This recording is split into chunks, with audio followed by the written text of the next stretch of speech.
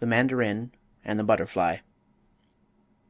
A mandarin once lived in Kiang-ho, who was so exceedingly cross and disagreeable that everyone hated him. He snarled and stormed at every person he met, and was never known to laugh or be merry under any circumstances. Especially he hated boys and girls, for the boys jeered at him, which aroused his wrath, and the girls made fun of him, which hurt his pride. When he had become so unpopular that no one would speak to him, the emperor heard about it and commanded him to emigrate to America. This suited the mandarin very well, but before he left China he stole the great book of magic that belonged to the wise magician Tsai. Then, gathering up his little store of money, he took ship for America. He settled in a city of the Middle West and, of course, started a laundry, since that seems to be the natural vocation of every Chinaman, be he coolie or mandarin. He made no acquaintances with the other Chinamen of the town, who, when they met him and saw the red button upon his hat, knew him for a real mandarin and bowed low before him. He put up a red and white sign, and people brought their laundry to him and got paper checks, with Chinese characters upon them, in exchange, this being the only sort of character the mandarin had left. One day, as the ugly one was ironing in his shop in the basement of 263½ Main Street, he looked up and saw a crowd of childish faces pressed against the window. Most Chinamen make friends with children. This one hated them and tried to drive them away. But as soon as he returned to his work they were back at the window again, mischievously smiling down upon him. The naughty mandarin uttered horrid words in the Manchu language, and made fierce gestures, but this did no good at all. The children stayed as long as they pleased, and they came again the very next day as soon as school was over, and likewise the next day and the next.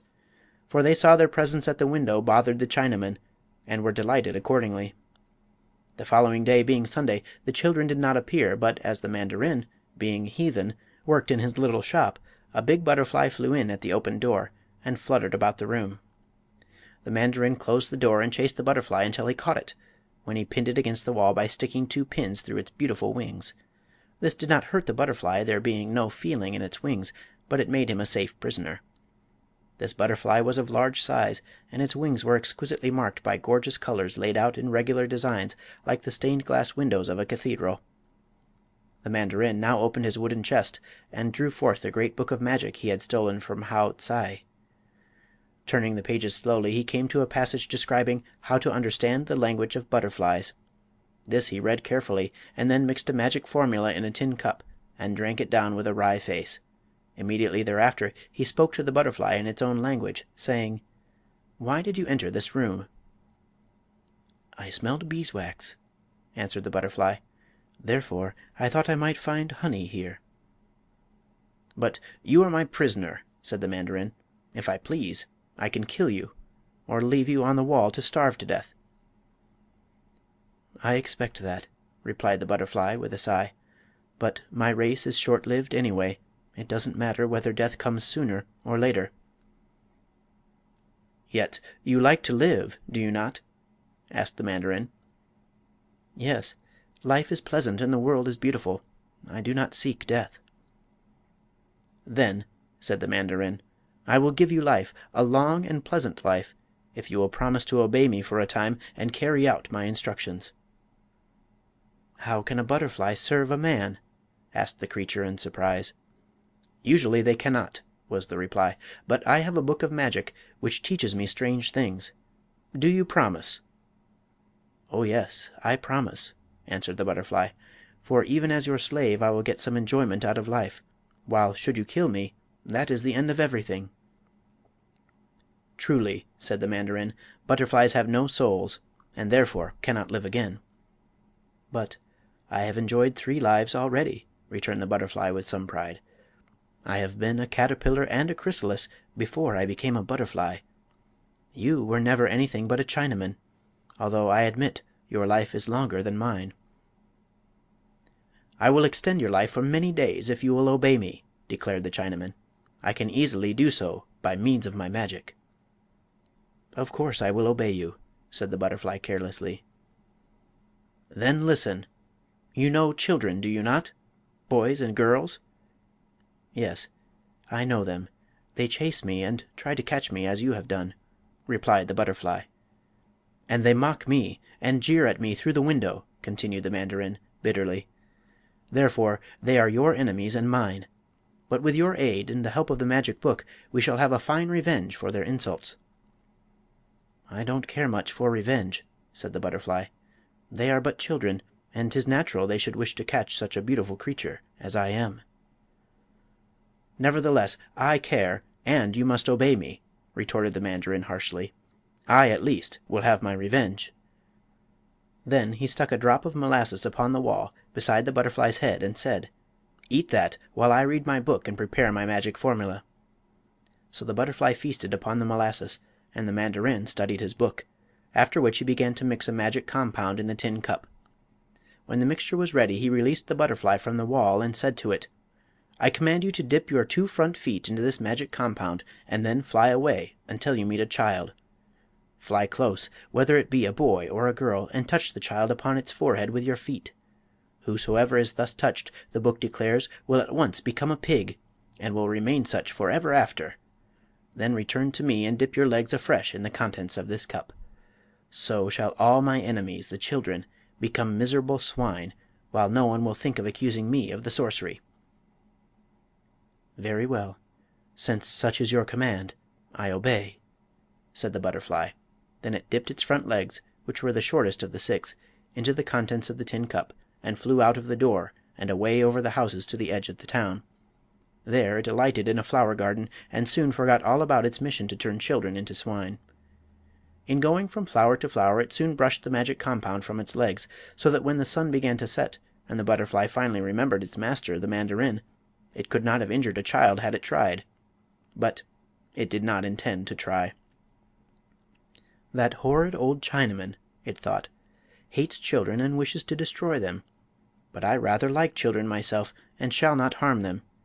Of course I must return to my master, for he is a magician, and would seek me out and kill me. But I can deceive him about this matter easily enough." When the butterfly flew in at the door of the mandarin's laundry he asked, eagerly, "Well, did you meet a child?" "I did," replied the butterfly, calmly. "It was a pretty golden-haired girl, but now 'tis a grunting pig." "Good, good, good!" cried the mandarin, dancing joyfully about the room. "You shall have molasses for your supper, and tomorrow you must change 2 children into pigs." The butterfly did not reply, but ate the molasses in silence. Having no soul, it had no conscience, and having no conscience, it was able to lie to the mandarin with great readiness and a certain amount of enjoyment. Next morning, by the mandarin's command, the butterfly dipped its legs in the mixture and flew away in search of children. When it came to the edge of the town it noticed a pig in a sty, and alighting upon the rail of the sty it looked down at the creature and thought, "If I could change a child into a pig by touching it with the magic compound, what could I change a pig into, I wonder?" Being curious to determine this fine point in sorcery, the butterfly fluttered down and touched its front feet to the pig's nose. Instantly the animal disappeared, and in its place was a shock-headed, dirty-looking boy, which sprang from the sty and ran down the road uttering loud whoops. "That's funny," said the butterfly to itself. "The mandarin would be very angry with me if he knew of this, for I have liberated one more of the creatures that bother him." It fluttered along after the boy, who had paused to throw stones at a cat. But pussy escaped by running up a tree where thick branches protected her from the stones. Then the boy discovered a newly planted garden and trampled upon the beds until the seeds were scattered far and wide, and the garden was ruined. Next he caught up a switch and struck with it a young calf that stood quietly grazing in a field.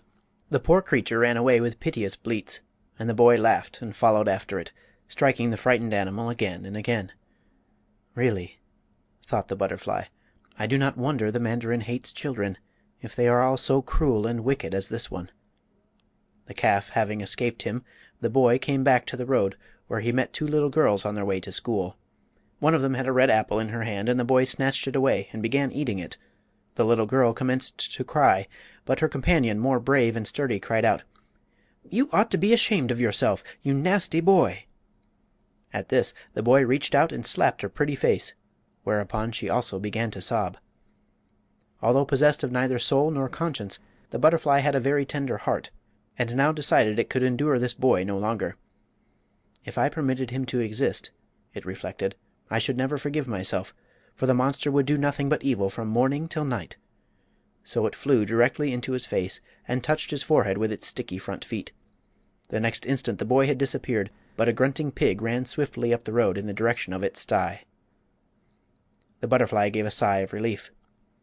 "This time I have indeed used the mandarin's magic upon a child," it whispered as it floated lazily upon the light breeze.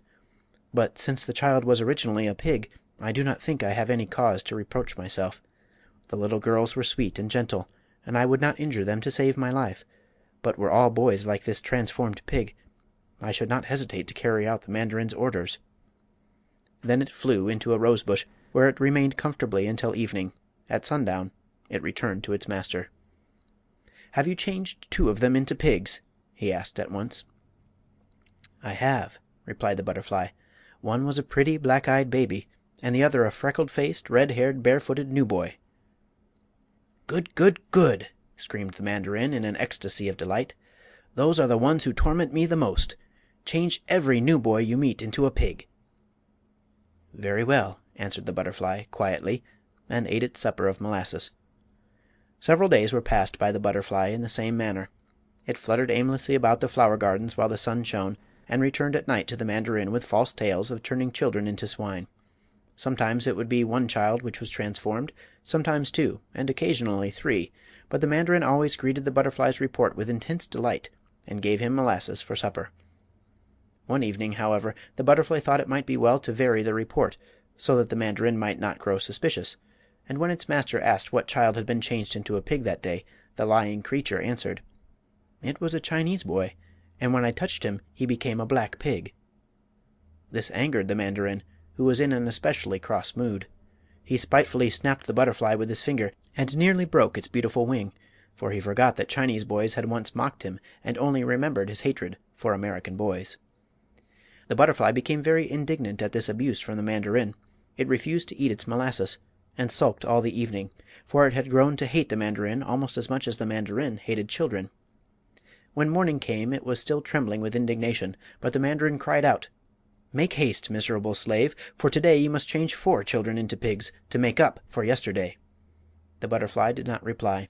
His little black eyes were sparkling wickedly, and no sooner had he dipped his feet into the magic compound than he flew full in the mandarin's face, and touched him upon his ugly, flat forehead.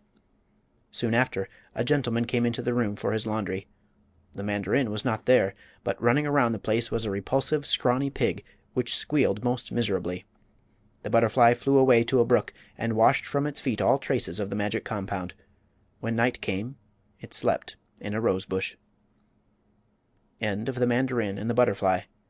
Recording by Matthew Reese, Davenport, Iowa.